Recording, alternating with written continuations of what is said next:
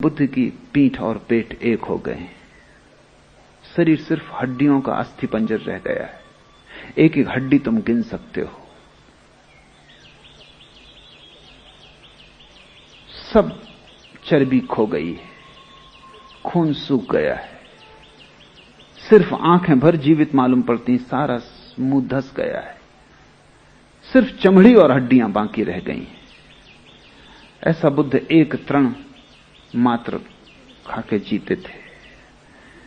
इतने कमजोर हो गए कि निरंजना नदी को पार करते वक्त बुद्ध गया के पास पार न कर सके। कमजोरी ऐसी थी, और नदी बड़ी छिछली है, कुछ बड़ी भारी नदी नहीं है। मुश्किल से गले गले पानी रहा होगा, क्योंकि मैं भी उस नदी में जहां से बुद्ध पार किए कई बार जाकर देख लिया हूं। उसमें टीबी का मरीज भी पार होगा, उसमें कैंसर का मरीज भी पार हो सकता है। बुद्ध पार न हो सके, हालत बड़ी कमजोर रही होगी, बड़ी दयनीय रही होगी।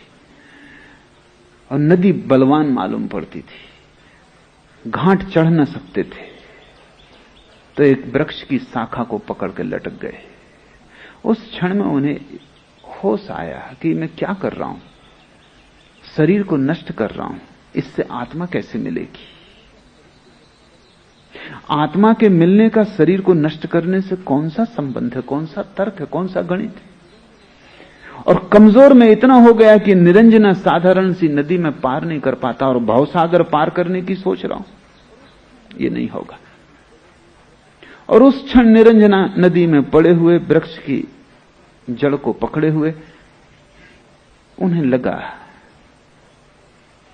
कि सब करना व्यर्थ गया, कोई क्रियाकांड कहीं ना ले जा सका। पहले मैंने संसार छोड़ दिया था, अब मैं ये त्याग तपश्चर्या भी छोड़ देता हूं। उस दिन त्याग पूरा हुआ,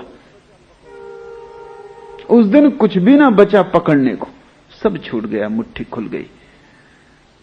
बुद्ध किसी तरह बाहर निकले। जिस वृक्ष के नीचे उनको बोध हुआ, उस वृक्ष के नीचे बैठे। किसी युवती ने, गांव की, जिसका नाम सुजाता है, ऐसा उस वृक्ष के देवता के लिए कुछ चढ़ौती मानी होगी कि कोई उसकी इच्छा पूरी हो जाएगी तो वो खीर से भरा हुआ थाल वृक्ष को चढ़ाएगी। पूर्णिमा की रात थी, उस रात वो खीर चढ़ाने आई, उसकी इच्छा पूरी हो गई थी। पूर्णिमा की उस निर्जन रात में निरंजना के एकांत तट पर वृक्ष के नीचे उसने बुद्ध को देखा। दुर्बल काय, पीत हो गए। समझा, भोली युवती रही होगी, श्रद्धावान, समझा कि वृक्ष का देवता स्वयं खीर लेने को उपस्थित हुआ है। कोई और दिन होता तो बुद्ध ने खीर न ली होती, क्योंकि वो केवल एक तृण ही लेते थे। कोई और दिन होता तो बुद्ध ने रात में कुछ भी न लिया होता, एक तृण भी, क्योंकि रात वो लेते न थे। कोई और दिन होता तो जात पात पूछी होती कि स्त्री कौन है। निश्चित ही स्त्री शूद्र रही होगी। नाम सुजाता बताता है कि शूद्र रही होगी, क्योंकि जो अच्छी जात में पैदा हुआ हो वो सुजाता नाम ना रखेगा, जरूरत नहीं। इसलिए अक्सर कुरूप स्त्रियों का नाम तुम पाओगे सुंदरबाई। तो सुंदर स्त्री को कोई सुंदरबाई नाम देता, जस्ती नहीं बात, बैठती नहीं बात। निश्चित लड़की शूद्र रही होगी, और शूद्र ही तो वृक्षों इत्यादि को पूजते हैं। ब्राह्मणों के तो मंदिर हैं, जैनों के बड़े विशाल मंदिर हैं, उनको कोई वृक्षों की पूजा करने नहीं जानी पड़ती। जो मंदिर बना नहीं सकते, देवता प्रतिष्ठापित नहीं कर सकते, दीन दरिद्र हैं, वही तो वृक्षों को पूजते हैं। शूद्र ही रही होगी। लेकिन उस रात बुद्ध ने न पूछा, पूछने की बात ही न रही। उस दिन सब छोड़ दिया, जो हो। अब यह हो रहा है कि ये लड़की अचानक इस रात में बिना मांगे खीर लेके आ गई, तो उन्होंने स्वीकार कर लिया। ये खबर उनके 5 शिष्यों को मिली। जो दूसरे वृक्षों के नीचे ध्यान कर रहे थे।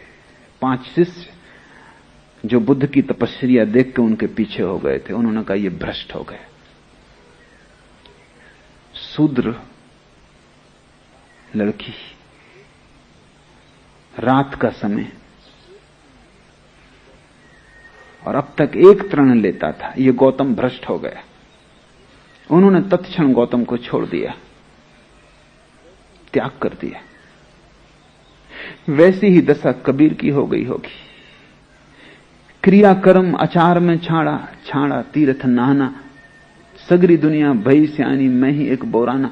बुद्ध के अपने 5 शिष्य भी छोड़ के चले गए कि भ्रष्ट हो गया ये आदमी। क्योंकि तुम्हारे लिए धर्म का अर्थ क्रियाकांड है।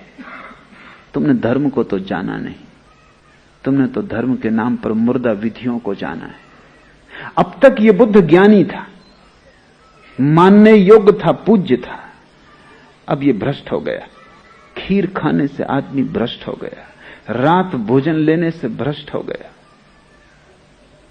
मैं एक घर में मेहमान था, जैन घर। गांव के सबसे प्रतिष्ठित वृद्ध जैन मुझे मिलने आए थे। उन्होंने मेरी किताब साधना पथ पढ़ी थी और बहुत प्रभावित हुए थे और मेरी बड़ी तारीफ कर रहे थे, ऐसे जैसे मैं 25वां तीर्थंकर हूं। और तभी घर की गृहिणी ने मुझे आके कहा कि अब आप चलें, रात हुई जाती है, भोजन कर लें। जैन तो रात भोजन नहीं करते। और वृद्ध इतने भाव में थे कि मैंने कहा कि थोड़ी देर हो जाएगी तो हर्जा नहीं, पहले उनसे मैं बात कर लूं। फिर रात हो गई। फिर गृहिणी आई, उसने कहा अब देर हुई जाती है। अब उसको भी बेचैनी शुरू हो गई, क्या रात में मैं भोजन करूंगा। और जब मैंने कहा कि बस मैं स्नान कर लूं और आया, तो वृद्ध जो मेरा पैर पकड़े बैठे थे, उन्होंने तत्क्षण मेरा पैर छोड़ दिया और कहा, क्या आप रात्रि भोजन करेंगे। मैंने कहा भूख न तो दिन जानती न रात। और महावीर के जमाने में बिजली नहीं थी। अंधेरे में 90% लोग अंधेरे में भोजन करते थे। 10% जिनके पास सुविधा थी वो भी मिट्टी के दिए जलाते थे। उन दियों में भी बहुत रोशनी न थी। उल्टे उन दियों के कारण कीट पतंग आते थे। अब इस एयर कंडीशनड घर में कीड़े पतंगों के आने का उपाय नहीं। दिन हो कि रात, सूरज सदा बटन से बुझता और जलता है, उगता डूबता है। तुम क्या इसमें पंचायत की बात है, कोई हर्जा नहीं। ज्यादा उचित यह है कि आपकी बात पूरी हो जाए। वृद्ध हैं, इतने दूर चल के आए। उन्होंने कहा कि तब फिर मुझे आपको एक बात कहनी पड़ेगी कि मैं कुछ सीखने आया था, लेकिन मैं गलत आदमी के पास आ गया। और बजाय सीखने के मैं आपको इतना सिखाना चाहूंगा। मैं वृद्ध हूं, 75 वर्ष की मेरी उम्र है। इतनी शिक्षा आपको जरूर दूंगा कि जिसको अभी इतना भी ज्ञान नहीं कि रात्रि भोजन वर्जित है, उसका सब ज्ञान व्यर्थ है, उसमें कोई सार नहीं। स्वभाव था, सगरी दुनिया भई सयानी, मैं ही एक बौराना। क्रियाकांड जब छोड़ दिया होगा, कबीर ने लोगों ने कहा होगा हो गया भ्रष्ट। बुद्ध को जब ज्ञान उत्पन्न हो गया, उस रात जब शिष्य छोड़ के चले गए, उस वृक्ष के नीचे सोए, पहली दफा निश्चिंत, न चिंता रही संसार की, बाजार की, राज्य की, साम्राज्य की, न चिंता रही मोक्ष की, स्वर्ग की, परमात्मा की। उस रात बिल्कुल निश्चिंत सोए, चिंता ही न रही, पाने को कुछ ना बचा, सब व्यर्थ है। सब व्यर्थ इतना समग्र रूपेण हो गया कि चिंता न रही, कोई सपना ना आया, कोई मन में उद्विग्नता ना उठी। नींद थी, सो गए। सुबह 5 बजे आंख खुली, वैसी शुद्ध आंख, कुंवारी आंख जब भी खुलती तभी सत्य उपलब्ध हो जाता। कोई विचार नहीं, कोई चिंता नहीं, कोई धारणा नहीं, क्या ठीक क्या गलत, क्या करना क्या नहीं करना, कोई ऊहापोह नहीं। सीधी सादी कुंवारी आंख। आखिरी तारा डूबता था और बुद्ध को परम ज्ञान उपलब्ध हुआ। उस डूबते तारे के साथ ही पुराना आदमी समाप्त हो गया, नए का जन्म हुआ। चेतना पुरानी लीन हो गई, नई चेतना जन्म गई। उस क्षण बुद्ध ने जाना कि सत्य कुछ करने से नहीं मिलता, सिर्फ आंख खोलने की बात है, सिर्फ होश, स्मरण, जागृति।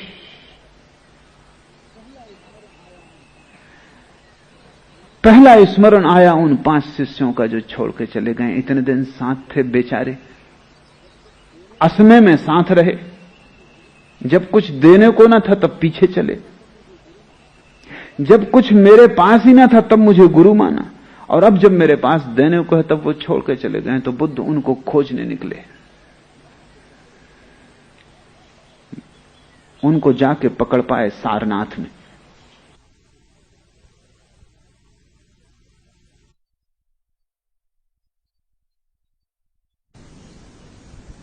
जब उन्होंने देखा बुद्ध को आते हुए दूर से एक टीले पर बैठे हुए, तो उन 5 ने तय किया ये भ्रष्ट गौतम आ रहा है, हम ना तो उठ के इसको आदर दें और ना नमस्कार करें,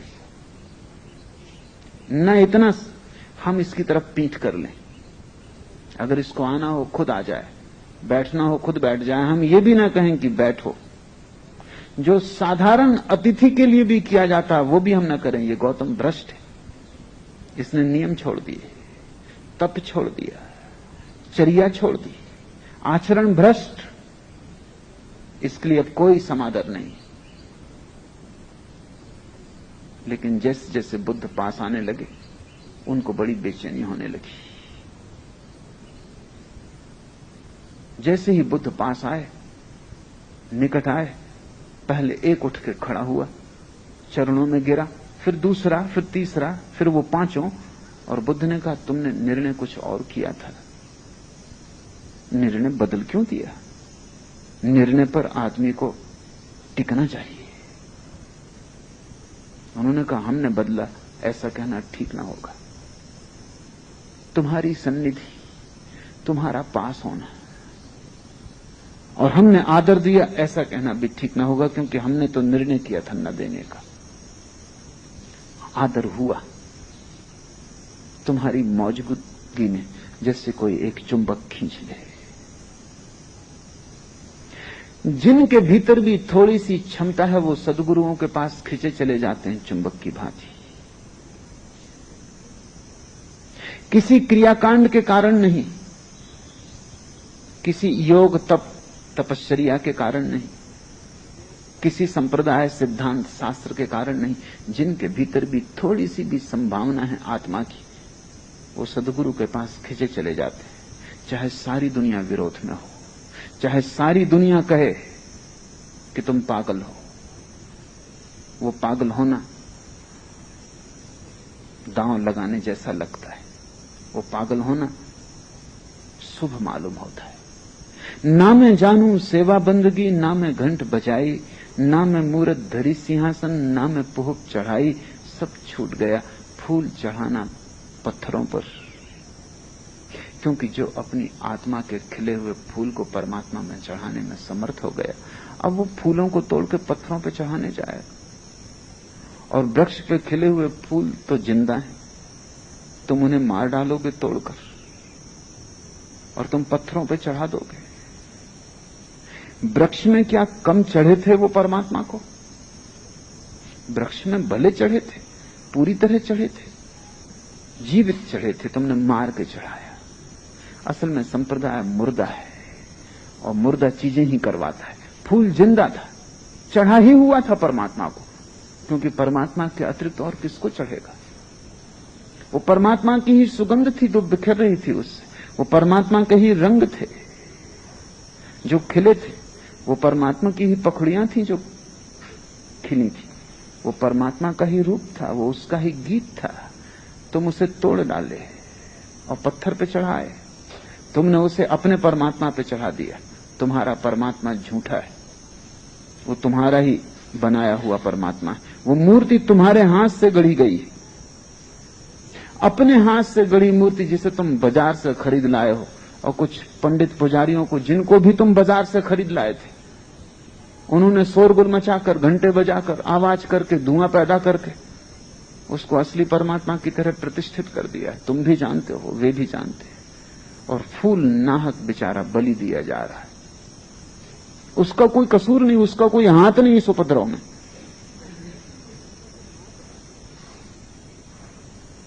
मैं जबलपुर में था तो मैंने एक बड़ा बगीचा अपने चारों तरफ लगा रखा था। मैं बड़ी मुश्किल में पड़ गया, क्योंकि धार्मिक लोग, पास ही मंदिर थे, वो सुबह सुबह वहां से निकलते, वो बगीचे में घुस जाते। अधार्मिक को तो डर भी हो, धार्मिक को डर ही नहीं। उसको पूछने की भी जरूरत नहीं कि फूल हम तोड़ सकते हैं कि नहीं, क्योंकि वो पूजा के लिए तोड़ रहा है। अब पूजा के लिए कोई मना करता है?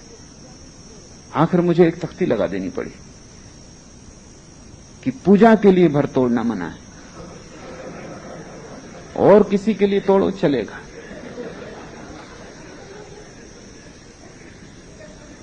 क्योंकि पूजा का फूल तोड़ने से क्या लेना देना। और वो इतनी अकड़ से घुस आते, राम राम जपते, उनका अधिकार है। ये तो पूजा के लिए तोड़ रहे हैं, वो मुझसे कहते हैं, ये कोई हम अपने लिए थोड़ी तोड़ रहे हैं। फूल भले सोह रहे हैं वृक्षों पर, क्यों उनको तोड़ के पत्थरों पे चढ़ा रहे हो? अगर बहुत ही ज्यादा इच्छा होती हो, पत्थर को लाके फूलों पे चढ़ा दो, कम से कम जिंदगी पे मुर्दा को चढ़ा दो। मगर संप्रदाय उल्टा ही सिखाते हैं। जिस दिन कबीर ने बंद कर दिया, ना मैं जानू सेवा बंदगी, ना मैं घंट बजाई, ना मैं मूरत धरी सिंहासन, ना मैं पुहप चढ़ाई, ना हरि रिझ है जब तप कीन्हे, ना काया के जारे, न तो परमात्मा को कोई रटन लगा के राम राम की पा सकता है, रिझा सकता है। रिझाएगा क्या, उल्टा उसको उबाता होगा। मैंने सुना है एक आदमी मरा और उसने जाके स्वर्ग में जब देखा तो वो बहुत नाराज हुआ। एक पापी जो उसके घर के सामने ही रहता था, वो परमात्मा के पास बैठा हुआ, उसे नरक में होना चाहिए। और उसने कहा यह अन्याय है, ये क्या मैं अपनी आंख से देख रहा हूं। तो यहां भी रुस्वत चल रही है कि भाई भतीजावाद चल रहा है। क्या मामला है, ये आदमी यहां कैसे बैठा है, ये पापी। और मैं सदा तुम्हारा गुणगान गाता रहा, और सिवाय कष्ट के मुझे जिंदगी में कुछ न मिला। और अब ये कष्ट तुम दे रहे हो कि इस पापी को यहां देखना पड़ेगा स्वर्ग में, तो मतलब हमारे पुण्य का क्या हुआ? परमात्मा ने कहा तुम इसमें ही खैर समझो कि तुम स्वर्ग में हो, की वजह से तुमने मुझे तक नहीं सोने दिया, तुम खोपड़ी खा गए। एक रात चैन न लेने दिया। तुम काफी सौभाग्य समझो कि तुम यहां प्रवेश किए जा रहे हो। और ये आदमी यहां है क्योंकि इसने कभी मुझे सताया नहीं।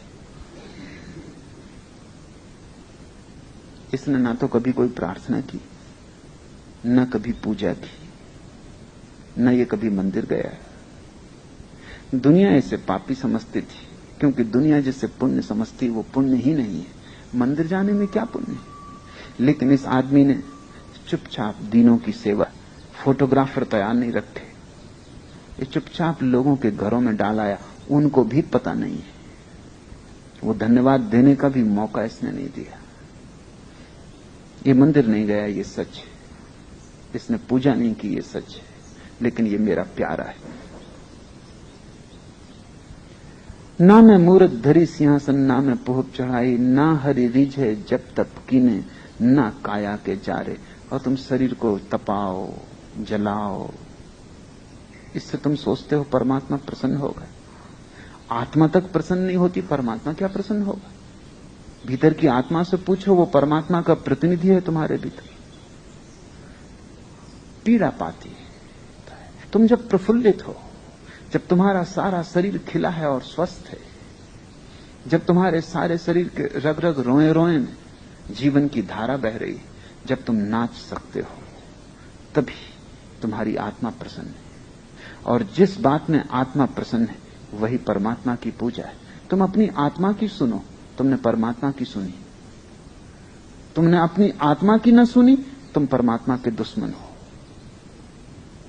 गुरजीएफ कहा करता था कि दुनिया के सारे धर्म परमात्मा के दुश्मन हैं, और वो ठीक कहता था, क्योंकि वे सब तुम्हें तुम्हारी आत्मा की सुनने की नहीं सिखाते।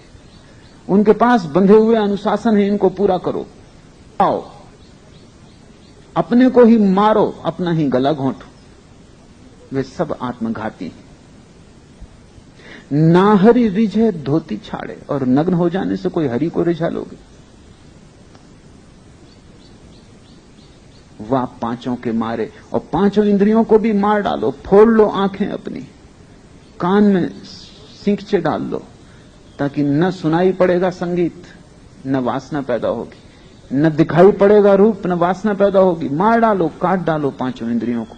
वही तो तुम्हारे साधु सन्यासी कर रहे हैं। परमात्मा बनाता है, तुम मिटाते हो।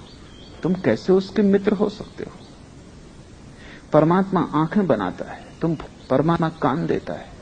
तुम बहरे बनना चाहते हो? जो परमात्मा ने दिया है उसे मिटाओ मत, उसे संभालो, उसे सुसंस्कृत करो, उसे संवेदनशील बनाओ। आंख ऐसी संवेदनशील हो जाए कि रूप तो दिखाई पड़े ही, रूप के भीतर छिपा अरूप भी दिखाई पड़ने लगे। कान ऐसे श्रवण की गहनता को उपलब्ध हो जाएं कि संगीत तो सुनाई पड़े ही, सब संगीत में जो शून्य छिपा है वो भी सुनाई पड़ने लगे। स्वर तो है ही संगीत में, शून्य भी है। स्वर ऊपर का आवरण है, शून्य भीतर का प्राण है। रूप तो है ही फूल में, सुंदर स्त्री एक सुंदर पुरुष में, अरूप भी है। आकार तो दिखाई पड़े, ठीक, निराकार भी दिखाई पड़े। आंख चाहिए ऐसी। तुम आंख फोड़ रहे हो कि रूप से डर गए हो, कहीं रूप ना दिखाई पड़ जाए, नहीं तो वासना पैदा होती। ठीक है, रूप दिखाई पड़ने से वासना पैदा होती। आंख फोड़ लेने से रूप दिखाई नहीं पड़ेगा, इस भ्रांति में मत रहना। अंधे में भी वासना होती, भयंकर वासना होती, और तुम तो कुछ कर भी सकते हो, वो बेचारा कुछ कर भी नहीं पाता, इसलिए बड़ी असहाय वासना होती, बड़ी विकृत, परवर्टेड। सच है, रूप दिखाई पड़ने से वासना पैदा होती। इसका अर्थ है कि थोड़ा और गहरे देखो, काम पैदा होता है। अरूप दिखाई पड़ने से प्रेम पैदा होता है। आंख को बढ़ाओ, स्वाद को बढ़ाओ, स्वाद को मिटाओ मत। जीभ को जला लेना बहुत आसान है, क्या कठिनाई है? स्वाद से घबराओ मत, स्वाद में परम स्वाद भी छिपा है। अस्वाद को उपलब्ध नहीं होना है, परम स्वाद को उपलब्ध होना है। तब तुम परमात्मा की धारा में बह रहे हो, तब तुम्हें कुछ करना ना पड़ेगा, तुम ऐसे ही बहते हुए पहुंच जाओगे। धारा जा ही रही सागर की तरफ, तुम बस धारा के साथ एक हो जाओ। दया जाने ताय मिले अविनाशी, दो शब्द, दया करुणा। जिसमें करुणा जग गई, सब जग गया। धर्म, धर्म से तुम अर्थ मत लेना हिंदू धर्म, मुसलमान धर्म, ईसाई धर्म, नहीं, क्योंकि वे सब तो क्रियाकांड है। धर्म से मूल अर्थ है स्वभाव, स्वयं को जो साध ले। हम कहते हैं आग का धर्म ताप, या पानी का धर्म शीतलता। क्या है धर्म तुम्हारा, मनुष्य का? क्या है गुण तुम्हारा, तुम्हारी निजता का? चैतन्य, होश, जो जाग जाए और करुणावान हो जाए। दया राख ही धर्म को पाले, जग सुन रहे उदासी। वो अपने आप इस सपने के प्रति जो चारों तरफ चल रहा है उदास हो जाता है। पर ये उदासी घृणा की नहीं है, क्योंकि घृणा कभी उदास नहीं होती। दुनिया में तीन तरह के लोग हैं। एक जो दुनिया के राग में पड़े, वे उदास नहीं है। दूसरे जो दुनिया के प्रति विरागी हो गए हैं, वे भी उदास नहीं है। प्रेम घृणा में बदल गया, मित्रता शत्रुता बन गई। जिस तरफ देखते थे वहां पीठ कर ली, लेकिन उदासी नहीं है। उदास तो वो है जो दोनों से मुक्त हो गया, राग से विराग से, जिसको महावीर ने वीतराग कहा है। जो तुम उदास बैठे हो, कि धंधा ठीक नहीं चल रहा, तुम उदास बैठे हो। ये तो राग है, ये उदासी नहीं है। ये तो राग असफल हो रहा है, इसलिए तुम उदास हो। तुम्हारा आनंद भी झूठा है कि आज धंधा खूब चला, कि तुमने ग्राहकों को खूब लूटा, कि तुम बड़े प्रसन्न घर चले आ रहे हो, पैर पड़ते नहीं जमीन पर, आकाश में उड़ते। ये आनंद भी आनंद नहीं है, ये भी राग है। राग और विराग दोनों जब छूट जाएं, न तो संसार के प्रति राग रहे और न घृणा, न द्वेष रहे, न राग, तब उदासी परम अनुभव है। उदासी से बड़ा इस जगत में कुछ भी नहीं है। संसार के प्रति उदासी तभी आती है जब अपने प्रति परम आनंद आ जाता है। जब परमात्मा में नृत्य चलने लगता है, तब संसार के प्रति उदासी आ जाती है। जैसे एक छोटा बच्चा है, वो बड़ा हो गया, अब खिलौने पड़े हैं कोने में, वो निकल भी जाता है, देखता भी नहीं कमरे से। कभी बिल्कुल पागल था, कभी इतना पागल था कि रात भी खिलौनों को साथ लेके सोता था, बिना खिलौनों की नींद भी नहीं आती थी। कोई दूसरा मांगता खिलौना तो लड़ने को तैयार हो जाता था। अब बड़ा हो गया, समझ आ गई, खिलौने पड़े, धीरे धीरे कचरे में फेंक दिए जाएंगे। जिस दिन तुम्हें बड़ा आनंद मिल जाता है, छोटी उदासी हो जाती है। तुम संसार के प्रति उदास होने की कोशिश मत करना, अन्यथा उदासी गलत होगी, वो उदासी विराग की होगी। तुम तो परमात्मा को पाने की कोशिश करो, तब एक अनूठी उदासी आती है जिसका स्वभाव आनंद का है, जो बड़ी विरोधाभासी है। संसार के प्रति कोई अच्छा ना बुरा भाव रह जाता, सब खो जाता, अपने में कोई लीन है, इतना आनंदित है कि कुछ और चाह ना रही, सब मिल गया, कुछ पाने को ना बचा। संसार की तरफ जो उदासी है वही परमात्मा की तरफ आनंद है। वो एक ही सिक्के के दो पहलू हैं। दया राख धर्म को पाले, जग सुन रहे उदासी, अपना सा दिखाई पड़ता है कि जो ज्योति मुझ में जल रही वही सब में जल रही है। अहिंसा अपने आप पैदा हो जाती, चींटी में भी वही है, हाथी में भी वही है, वृक्ष में भी वही है, छोटे में बड़े में, कण में विराट में, सब में वही है। और वो मैं हूं, तत्वमसि श्वेत केतु, वो मैं ही हूं, वो श्वेत केतु तुम ही हो। एक ही का विस्तार है अनेक में। सहे कुसबद वाद को त्यागे, छाड़े गर्व गुमाना, तब सब गर्व और गुमान, सब अहंकार और अस्मिता छूट जाती। तब सब कुशब्द, कोई गाली दे रहा है, अपमान कर रहा है, कुछ सालता भर, सहे कुशब्द वाद को त्यागे, और अब उसका कोई वाद नहीं है। ईश्वरवादी का कोई वाद नहीं है, ईश्वर को जानने वाले का कोई सिद्धांत नहीं है, सिद्ध का कोई सिद्धांत नहीं है, वो स्वयं ईश्वर है। वो समझाता नहीं सत्य के संबंध में, वो सत्य ही समझाता है। वो बोलता नहीं सत्य के संबंध में, सत्य ही उससे बोलता है। सहे कुसबद वाद को त्यागे, छाड़े गर्व गुमाना, सत्य नाम ताही को मिलिए, कहे कबीर दीवाना। पागल कबीर कहता है कि जिसने ऐसा कर लिया, ऊर्जा को करुणा बना लिया, कोई वाद कोई शास्त्र जिसमें न रहा, जो शास्त्र शून्य और वाद शून्य हो गया, और जिसने सबके भीतर एक ही अखंड ज्योति को जलता देखा, वही उस अविनाशी को पा सकता है, वही पाता है। कहे कबीर दीवाना। आज इतना है।